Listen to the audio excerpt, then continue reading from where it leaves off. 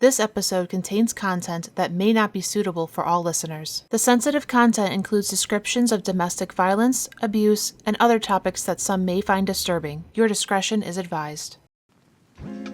Welcome to the Let Them Live podcast with Emily Burning, a place for meaningful conversations, real stories, and a shared mission to protect life.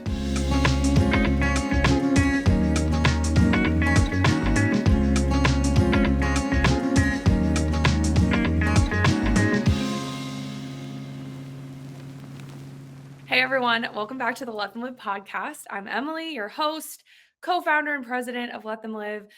Let Them Live is my thing. So I'm really happy to be back. I have not done podcasts for a little while, so I'm a little rusty, but that's okay.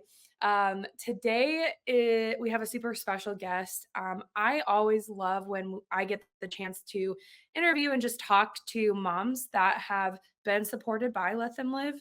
I think it's really important to share their story and to give them the opportunity to share their testimony. I think it's really empowering to share our stories to people. Whatever your story is, I think it's really empowering. And so I love giving moms the opportunity to share as well because they have come from some of the worst circumstances and have pulled themselves out of that and have shown so much resilience. And I really admire them. So I'm really excited today. I am going to talk to a lovely mom named Julia, and she's going to share about her story, about her pregnancy journey, and all the good stuff. So I'm going to stop talking and get her up here, and then we will go for it. All right. Hey, how are you? Hi, I'm doing all right today. Good, good. Well, thank you for coming on. I know that this is could be sometimes hard. Sometimes trying to put your story into, a format that people understand and then also kind of hopping on a podcast. So I appreciate you taking a step out there. It's my first time doing anything like this, but I think um, I'm really hoping that my story can help some people out and maybe inspire others. It's very long-winded, I think, but there's a lot that I learned, and yeah, Awesome. I'm just very happy to have this opportunity to share. Awesome. Yeah, well, I'm excited. Why don't you start, just tell me and tell everyone a little bit about yourself, whatever you're comfortable with sharing. And that can be, wherever you want to start, whether that's, when you got pregnant, before you got pregnant, whatever part you want to start, I'm going to give you the floor and you talk and share your story. And then I'll just jump in every once in a while and then ask some other questions. Yeah, sounds good. So if I had to start anywhere, I think I'd start probably January of last year. And so at that point, I had left a 6-year relationship, the last 4 years of which we'd actually been trying to conceive. So we'd been through like all kinds of treatments, diagnostics, 0 pregnancies ever. And it was pretty clear it was a me problem. And I'd been told in order to achieve a pregnancy, I'd need to undergo procedures I could never afford. So we broke up for unrelated reasons, but in the process of this breakup, I was kind of coming to terms with like losing this dream of being a mom and finding something else to do with my life. And so I moved back to my hometown. I started working, save up for my goal of finally going back to school that fall. I didn't really know what I wanted to do. I just picked something I was interested in, and I was like, okay, well, I'll just figure it out along the way. A few months into working that job, I met a coworker and really hit it off with him. So about 3 months post breakup, I start seeing this guy, and 3 months later, I wound up pregnant. So the first day my cycle was late, it was just in the wee hours of the morning. We had been fighting, this new boyfriend and I. So a few days before this, it was like a switch had flipped. It was like he hated me before this. He was like above and beyond, so nice, doing everything he could to help me, and just sweetest guy ever. And so it came out of nowhere that he was relentlessly just making fun of me, violating my boundaries like it was a joke for him. And so at the end of it, I told him, I'm packing my stuff, I'm leaving. I don't want to be with someone who treats me like that. And his reaction was to pick up the solid wood nightstand and throw it at me. He missed, and then he tore off the curtain rod and swung it at me, and he missed again. And so I ran to the other side of the house and had the DV hotline call the cops. And he went to jail. And so the house is empty. I'm sitting there just kind of out of it and continued packing. Something in me told me I had to take a pregnancy test just to make sure I was good, which is so weird because in my mind, I like knew I couldn't be pregnant. And I did take the test and it was negative. And so they always were, but I wanted that reassurance for some reason. I even thought to myself, like, how messed up would that be if this were the one time I did see a positive? Thank God I can move on. And then his sister called me, and I guess she put in a good word. I'm not sure why I decided to stay at the place and wait for him to come back. I guess I thought maybe we could sit and reason with one another and talk it out. That was something I could always do in my previous relationship. That's the kind of person I am, I guess. And I mean, I've never told anyone this actually. I didn't even talk to my counselor about it. This is the first time I'm admitting all this out loud. I guess I was just embarrassed by it. And as long as I was in that relationship, I didn't want to admit that I'd messed up. But anyway, the DA drops the charges and he comes back after like a 72-hour hold. And he was back to being his super nice self then, I guess trying to make up for everything, pretend it never happened at the same time. And my cycle never came. And I chalked it up to stress after all of that. Of course, I'm going to be stressed to the high heavens. And so I was having symptoms like it was coming soon. I wasn't worried. But then I noticed some weird stuff. My Apple Watch stopped showing a drop in my heart rate at night. And my resting heart rate went up pretty high. And everything that went on, I had an explanation for. Like for this, I had just gotten a new espresso machine. So I decided, okay, I'll cut out the coffee. Yeah. Because this is getting unhealthy, right? And it didn't fix that. It didn't fix it. And then a week passed and I was like, okay, this is weird. And I had a digital test on hand that I took and it failed. And I was like, whatever, it's not going to tell me anything I don't know anyway. And then another week passed and I had to go and buy a regular test because the second one in the pack also failed. I wish I could have gotten a refund for those because those things are expensive.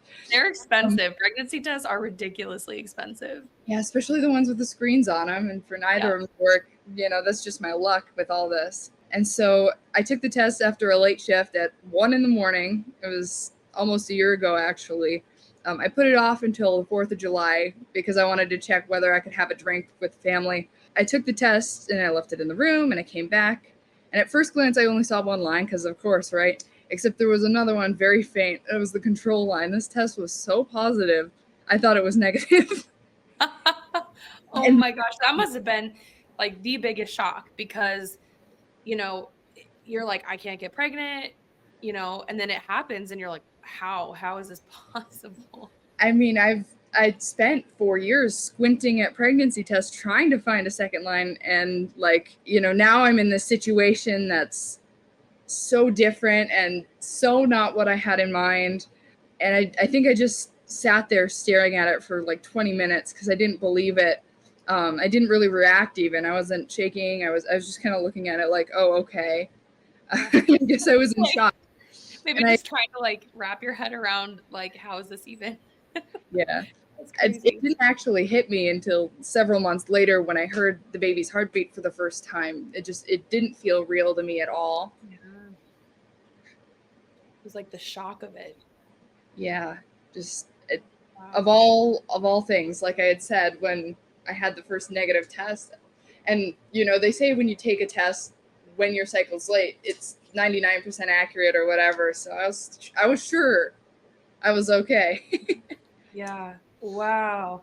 That's crazy. So you get this positive pregnancy test. You never would have expected this. When did you when did you tell people? What was their reaction? Like, talk about that. That's like, yeah, what was that like? So I think it was a few hours later, baby's dad came home. He had a later shift than me. And he was elated. I think he did like a victory lap literally around the house. Wow. And so that was really interesting for me. I was trying to process it this whole time. Just like, how am I supposed to feel about this? I mean, I've always wanted a baby, but how is this going to play out? I have no clue at all. And then I was terrified to tell my family because they knew when they really disliked my boyfriend. It took a few weeks for me to work up the courage to tell my mom down the line. And she was so excited to be a grandma. It struck me by surprise.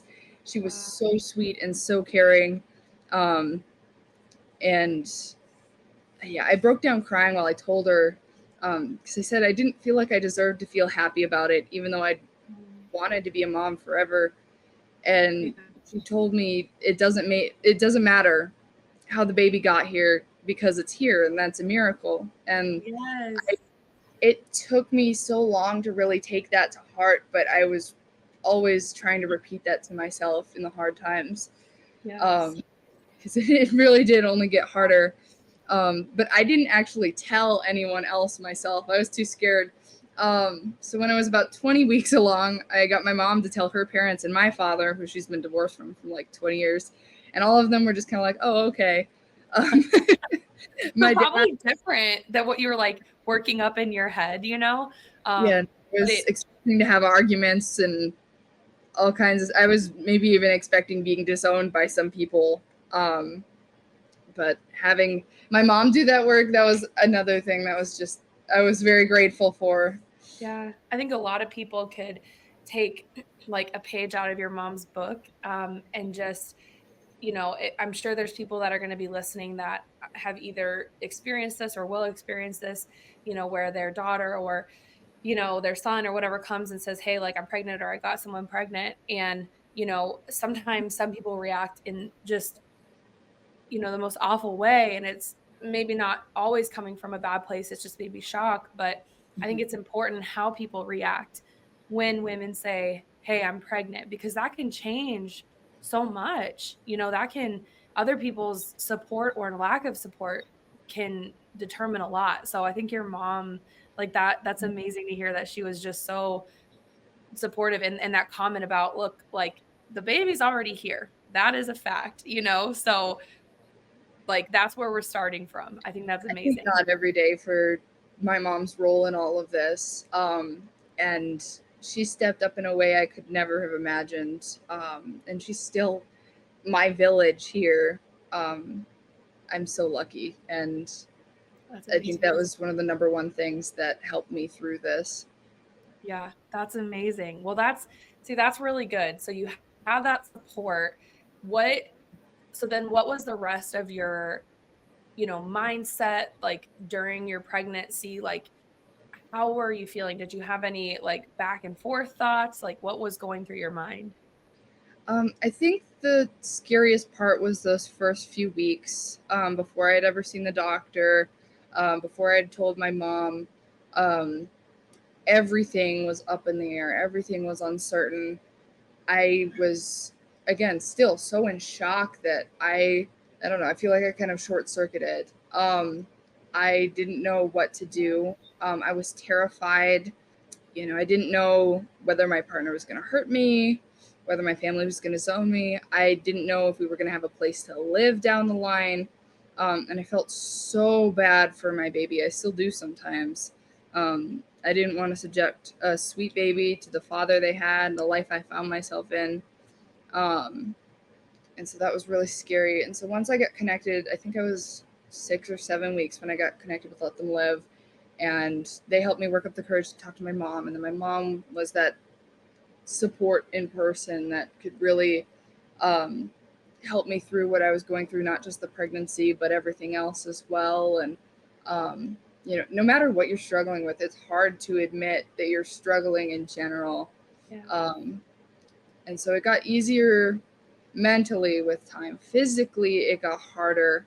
I was very sick. I lost about 15 pounds in my first trimester. I couldn't keep anything down, not even water. They put me on a medication for it, and that kind of helped, but it was not. I had to quit that job that I was working, and so then we had to deal with a loss of income there. You know, they tell you it's supposed to get better in the second trimester, and it really didn't for me. You know, I'm dealing with that. I decided around that time I wanted to pursue some mental health treatment. I really wanted to get myself in a good place for when my baby arrived. And I'm really glad I made that decision, even though that kind of brought up a whole bunch of other stuff that I didn't really want to go into. At Yeah. that, Like big warning for people, when you go to therapy and you dive into that, you're gonna like bring up some old wounds, and you're gonna, a lot of stuff is gonna be revealed. So it's like, if you hurt yourself physically, you gotta, sometimes it hurts to get it all cleaned out and stuff, but it's what you gotta do. So absolutely. Once I was sure I was gonna be a mom to this baby, and I wanted to be the best mom I could be for this baby. So that's yeah. the step I took then while I was off of work. And then when I finally felt better enough, I got another job, and it was a much better job and a lot less stressful. But I was starting to have some other symptoms now, that some of that first trimester stuff was clearing up. I was starting to have these really wicked headaches, and um, my hands were swelling up like crazy. Left And and right, everything. yeah, so like I didn't get a honeymoon period like they tell you you're gonna. Um, but at that point, I was chalking it up to stress again. We were trying to scramble to find a place because at some point during that summer, I think maybe when I was in my early second trimester, um, we had to leave the place that we were living in. I think they sold the place or something like that. And so um, my partner was homeless, and then I went back to live with my mom. And we needed a place for the baby to be able to live. And there's like no vacancies where I live. It's a pretty popular destination for people to have like short-term rentals. Oh, sure. And I mean, if there were something, it would be wickedly unaffordable. And so Right. just scouring everything every day. And shortly after I started this new job, I found something on Craigslist, and I sent off a message thinking, there's no way it's not spoken for already, because it was basically the perfect place. And I got a response 15 minutes later. We saw the place the next day, signed the lease the next day after that. And this was like the first week of November. So that was a big victory there. And so, yeah, I'm working this job, got a new apartment, finally feel like I have a handle on things.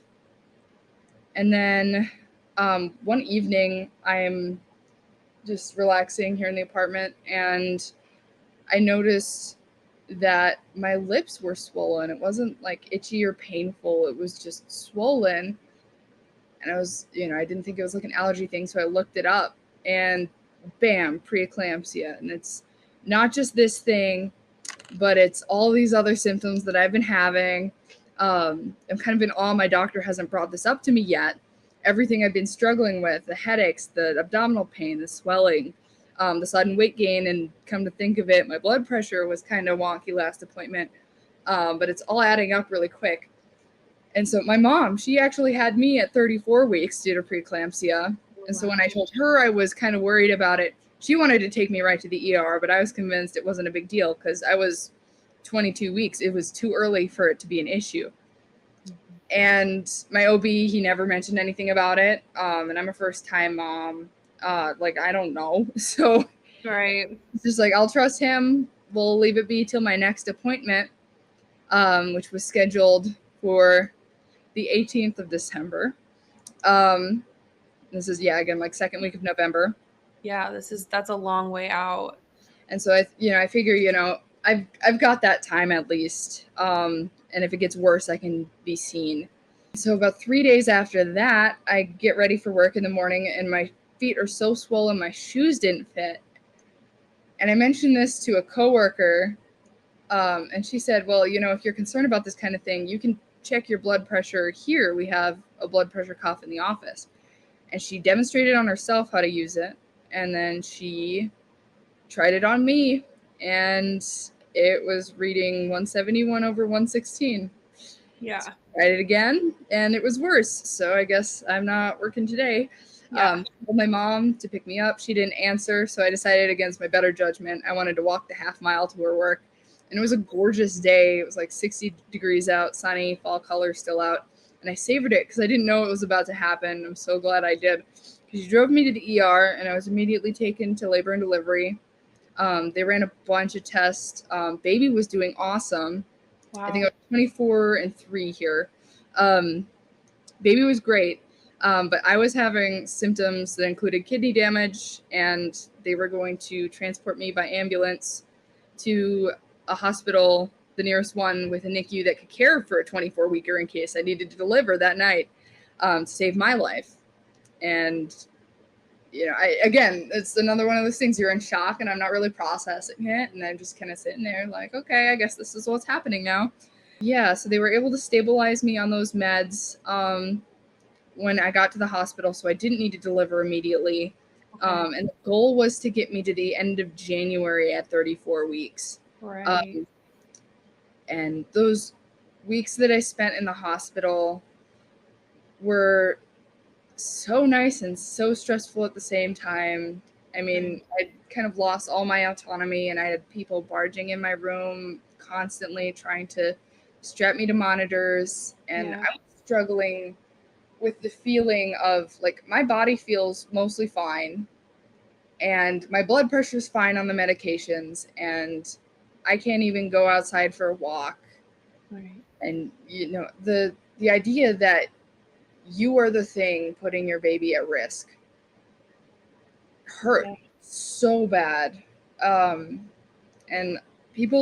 there were a few that did, but most people didn't really understand that. It was a lot of people were trying to convince me, it's the best thing for you to be here. And like, I knew that, but it still hurt. Yeah. That's a long time too to be in that.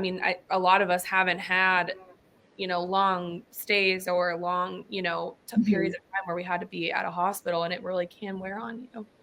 It was uncertain. A lot of these days, maybe a lab would come back and they would take away my meals and say, we might have to deliver today. And then they do a lab 6 hours later, and oh, no, you're okay. I'd be sitting there grumpy and hungry and not sure if I'm going to have a micro preemie. Yeah. And but at the same time, these were some of the most peaceful weeks in my pregnancy because I was 3 hours away from home at this hospital. It was just a nice, quiet place. I got to spend a lot of time reading and just relaxing and not having to worry about my relationship specifically. Um, it was a safe place, Yeah. and there were a few of the staff there that were really, really, really good to me, and that I still keep in touch with. That's awesome.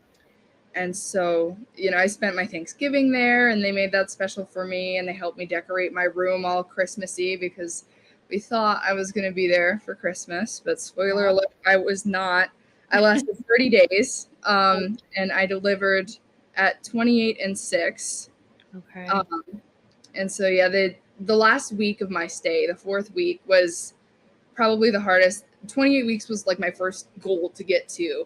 Yeah. And I made it, and then I started feeling really bad. I had so much pain. I had like free fluid in my liver that was pushing up against everything. And the scans were showing baby didn't grow from 26 to 28 weeks. And my blood pressure was not being controlled anymore. And it was at that moment I was finally realizing, like, oh, that's why I'm here. Yep. And Yep. so, It all comes full circle. yep, it was that was the moment that it hit me, like, okay, yeah, it's good that I was here. And so, yeah, they took me to labor and delivery, and they said they would try to keep baby in it for a few more days. But only 2 hours after the move, they brought me into the high risk OR because it was only getting worse. And I was sobbing as they put the spinal in. I was so afraid it wouldn't work. My mom had to go under for me to be born because her spinal didn't work, and I wanted to be awake, but it did work. Good. Good. And they gave me something to calm me down. And the actual birth experience, despite how scary the whole situation was and how much had led up to it, was so beautiful. Um, I, all the staff was very calm and reassuring, and they were celebratory, just like any other birth, which made me feel so much better. I heard the baby give a little squeak before they whisked him off. And then they showed him to me, a boy. I was so glad I had waited to find out the sex. Okay. So I was going to ask you if you were waiting to find out. So that was a surprise too. And that was hard to do while I was in the hospital getting scans like every day. Everybody asked me, oh, do you know what it is? And there were some nurses who would use pronouns and say, oh, well, I just say that for everybody. And I actually thought it would be a girl for a little bit because a lot of people were saying her. But yeah, I got to focus then on, yay, I have a son. How cool is that? And not, oh, they're taking him to be resuscitated. Right. Another huge victory that night. I was thrilled to hear he was 2 pounds 4 ounces because the scan I had the day before said he was estimated to be only 1 pound 12. So being 2 pounds, big victory. And they wheeled me back. I got to press the little chime, the lullaby they play when the baby's born, and it hit me all at that moment. I started sobbing because I'd spent so many weeks hearing that over and over again. It was finally my turn. And again, finally my turn, not only after 4 weeks of sitting there, but after all the infertility trauma I'd been through. And I didn't have time to really feel sad about not having a golden hour or having a normal delivery experience because they got me straight to work on pumping, and I was laser focused on having milk ready for him. Yeah. And I finally got to meet him 12 hours later. That must have been hard, like that time, like that gap.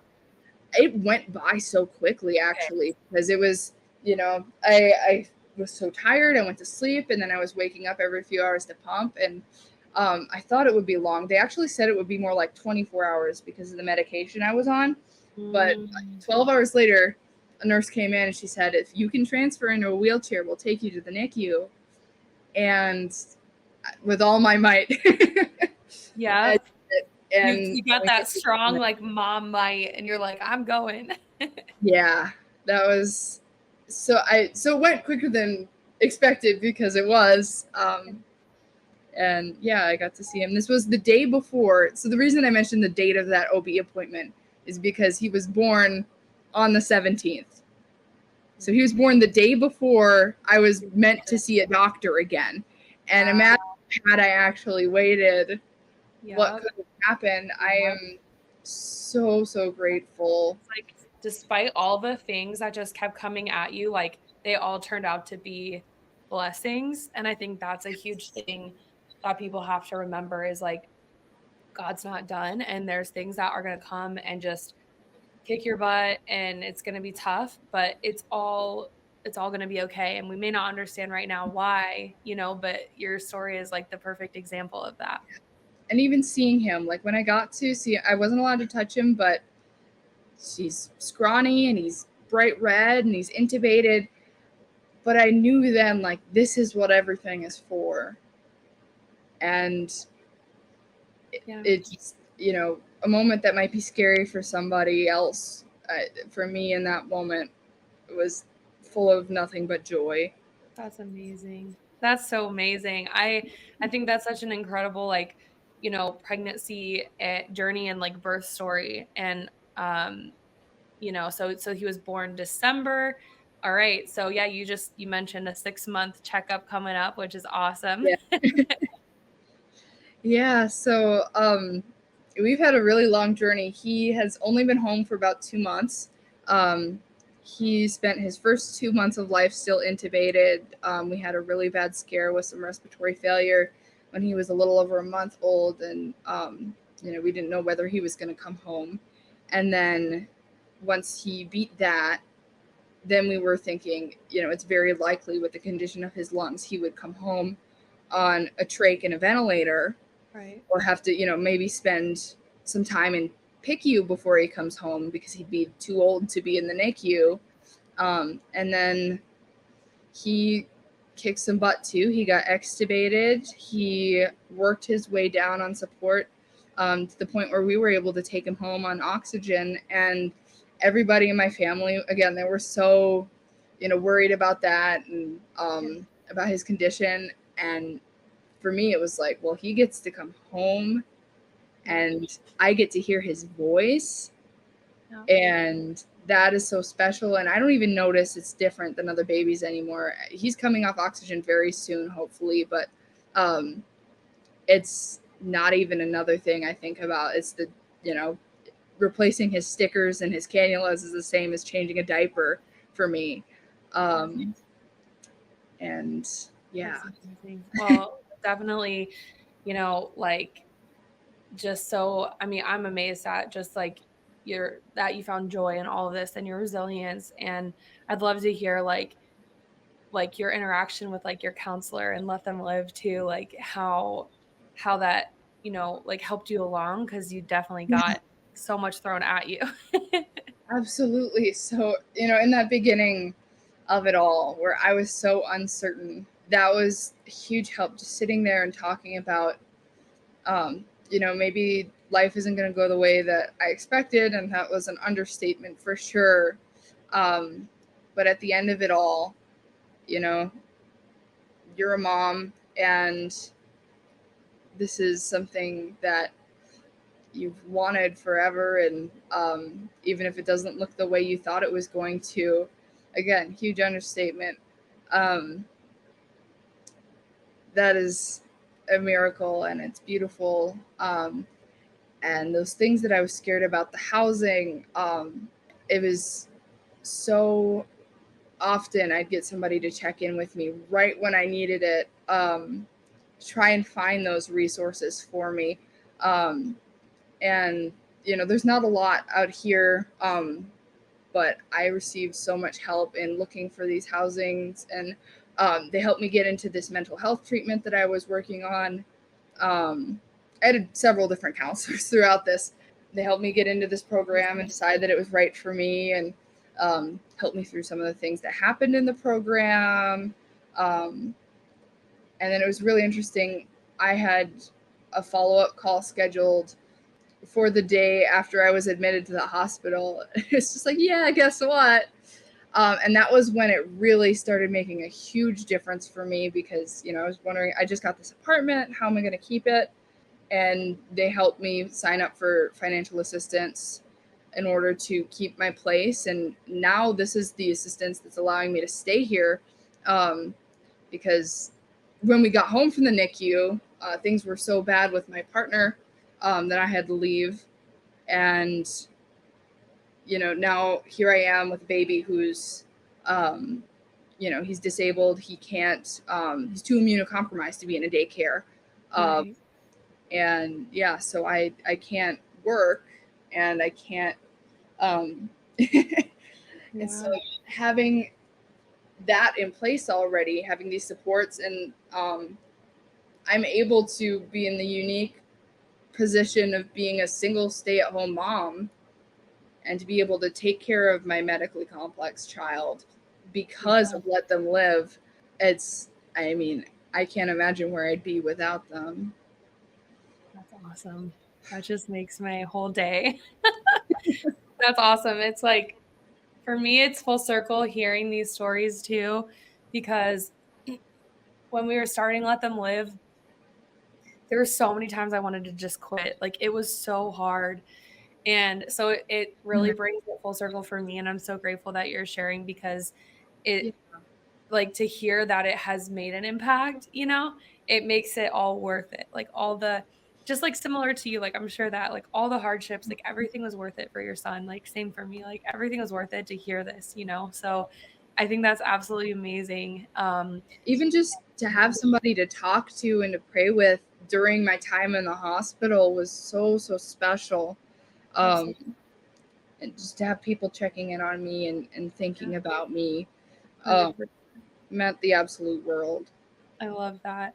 That's amazing. I mean, you've been through so much, and you're a mom, and I wanted to see if there's anything that you would say to other women who, might be in a similar situation, find themselves, pregnant unexpectedly, or, whatever it is, like what would you say to them? That is such a big question. And I think I would say that you are so much stronger than you think, and that there's no shame in asking for help. I mean, whether you're 5 weeks and have no idea what's to come, or you're 38 weeks and you've got all this on your plate, just having somebody there can make or break things for you. And there are people, no matter who you are or where you are, that will step up for you, even if you don't have a mom like mine, even if you don't have a local support system. There are people out there who love you and want to help you and your baby. Oh yeah, we're here. We want to help. We're here. Like, that's the greatest joy, especially for our counselors. I think that's just the best advice and reminder to women. So I'm very grateful that you shared. Is there anything else that you want to share before we head out?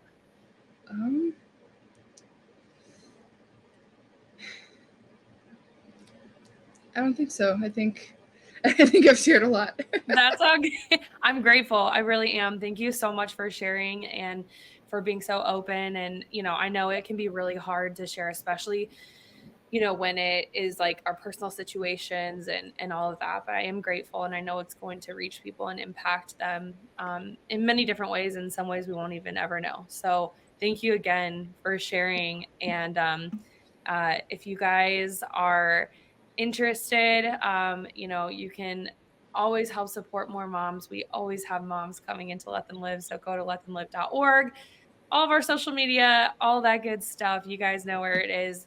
But we really exist to be a support. So, and we can't do it without you. So thank you guys again for watching, and stay tuned for the next podcast.